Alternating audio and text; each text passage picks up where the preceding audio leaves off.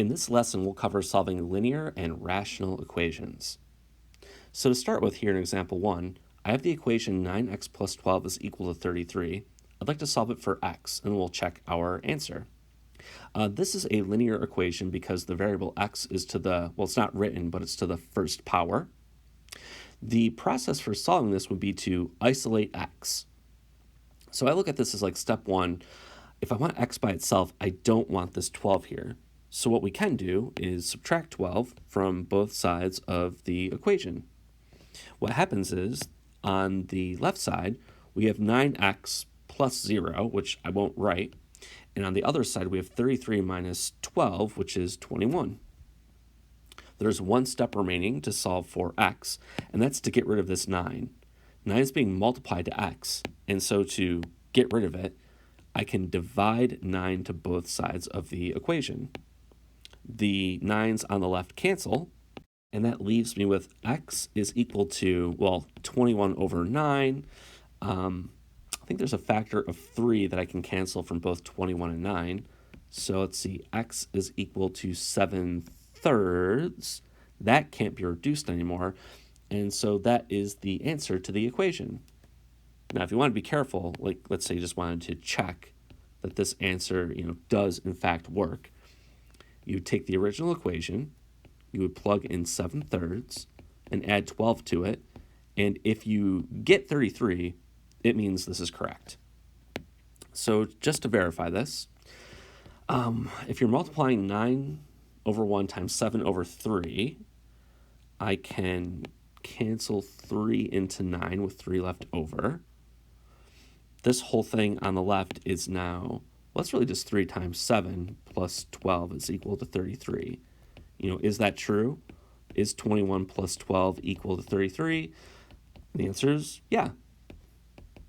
So just a quick check here just to make sure that this answer was correct, and it is. Now, when it goes into entering the answer for the homework, there's a couple of options here. Any given equation, it's possible that, maybe through your work you'll see that there is no solution, and so you'd select this here. It's also possible that everything works. But for this question, it turned out that, well, we did get a solution, exactly 1, and I would enter that in here. So like you would select A, you would click here and type 7/3 as your answer, and that's what you'd have to do. But it is possible that maybe there is no solution, or maybe everything works. All right, let's try a slightly more complicated equation. Still linear, but I'd like to solve this thing for x. And I can see that, well, if I multiply stuff out on the left and the right, we're only going to have an x to the first power. This is definitely a linear equation. But before I can start like adding or subtracting things to both sides, I'd like to make the left and the right side just look a little bit more simple, like maybe combine some like terms or something like that.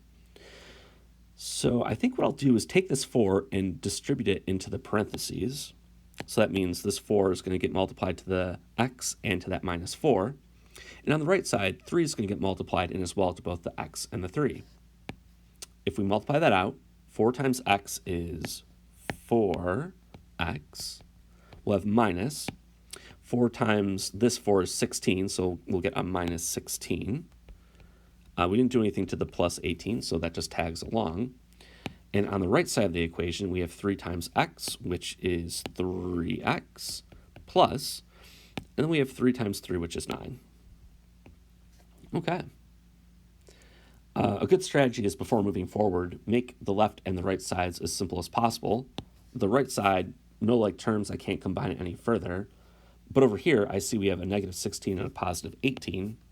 I'm going to combine those. That'll be 4x, that's plus 2, is equal to 3x plus 9. Now, in a linear equation, this is the stage where we would either add or subtract things to both sides, maybe multiply or divide both sides by the same number. I think what I'm going to do is subtract 2 from both sides. So subtract 2. This changes the equation to 4x. I won't write the plus 0. And then we have 3x. If I subtract 2 from the 9, I get plus 7. And if I want to get x by itself, I think I'll move the x's to this side of the equation by subtracting 3x from both sides. I think this is going to work out quite nicely. 4x minus 3x is a 1x. I'll just put x. And on the right side, I have 7 and only 7. This is the solution to the equation. Technically, you could check to make sure it works in the original statement, but I think that is it for this problem. Let's check out one last linear equation. Again, still we have x's to the first power on both sides. This one's a little different because now we have some fractions. I see in a denominator here I have a 5, and in this one I have a 2. And technically this 3 you could write as over 1 if you'd like to. So maybe off to the side I'll say, this equation is x over 5 is equal to x over 2, and then I'll put minus 3 over 1. If you are dealing with fractions and you'd like to get rid of them, one strategy that you can use is multiplying both sides of your equation by the least common denominator. And if I look at the denominators of 1, 2, and 5, the least common multiple of those three numbers is actually 10. It turns out if you multiply 10 to both sides of this equation, the net result will be an equation with no fractions. So what I'll do is next to every single term, I'll put a 10 over 1. That is equivalent to multiplying both sides of the equation by 10. So here I multiply the left side by 10. If you multiply the right side by 10, you'd have to distribute it to every single term, which is why you get 10 over 1 here and 10 over 1 here. This works out nicely because you can now cancel common factors between numerators and denominators. Here I have a 10 and here I have a 5. Well, 5 goes into itself once and it goes into 10 twice. Here I have a 2 and a 10. 2 goes into itself once, but it goes into 10 5 times. And over here, there's absolutely nothing to cancel. Every denominator is now a 1. I don't have to write a denominator now. In fact, I don't need a fraction. All I need to do is just write down what is left over. Here I have 2 times x, which is 2x. Here, I have just a 5 and an x, so that gives me 5x. And then 10 times 3, that's going to be 30. So we went from having fractions to not. You don't have to do this if you don't mind working with fractions, but it can be a nice strategy. Okay, I think what I'm going to do is, both sides are simplified. I think I'll subtract 5x from both sides. This is not the only way to do it, but that's what I'm going to do. 2x minus 5x, well, 2 minus 5 is negative 3, so I get negative 3x. These cancel, and I'm left with negative 30. If you want to get x by itself, you have to divide both sides by this negative 3. Now, a negative and a negative, a 3 and a 3, those completely cancel. This side is just x. Put this over here. On the right side, a negative over a negative, that cancels. This is 30 over 3, and if you divide those two numbers, you get 10. This is the solution to this linear equation. Okay, so here in example 4, again, I have an equation. I'd like to solve it for x. And I see I have x's all to the first power, but this actually is not a linear equation. And the reason for this is we now have x's appearing in a denominator of, well, 2 fractions for this question. This falls under the category of a rational equation. And this is where you'd have variables in a denominator. So maybe I'll just kind of put that off to the side. There are variables in the denominators. If it happens once, we call this equation rational. Now, how do we go about solving this thing? Like, that's the ultimate goal. Can we figure out the number that makes this side equal this side? I'd like to point out something first. There is exactly one number that you are not allowed to put into this equation. This was not the case for any of the previous equations, but for this one, there's exactly one number you are not allowed to put in place of x. I just like to reference this first. If you divide by 0, you would get an error if you tried this in a calculator. You cannot divide by 0. It's worth looking at each denominator and asking yourself, is there a number, if you put it in place of x, you'll get a 0 for the entire denominator? And the answer is, for this one, yeah. If x is equal to -4, if you were to put that into the denominator of either of the fractions, you get -4 plus 4, which is 0. So putting a -4 here makes this 0 in the denominator, which is not allowed. So it's worth pointing out that if we do a bunch of work and we get -4 as an answer, it would not be a solution to this equation because it cannot be put in place of x because you divide by 0. With that out of the way, let's go about trying to solve this thing. The strategy is to cancel the denominators, get rid of this x plus 4 and get rid of this x plus 4. And it turns out that there is a way to do this. And the strategy is to use a least common denominator. What would that be for this equation? I'm going to rewrite this thing and put a divided by 1 here so I can see all 3 fractions. So the equation is 2x over x plus 4. That's equal to, well, that's really 9 over 1, and then minus, okay, we have 8 over x plus 4.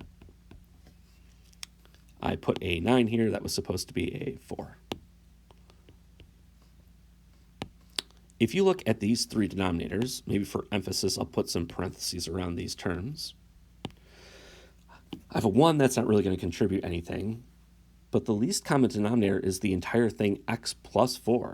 So it's not a number this time, but it's this entire expression. I'm going to multiply this to both sides of my equation.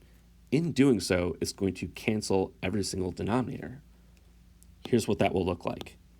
On the left side, I'm going to multiply it by x plus 4, and I'll put over 1. When I multiply it to the right side, I have to distribute it to both terms, so that would look like this. X plus 4 over 1, and then I'd have x plus 4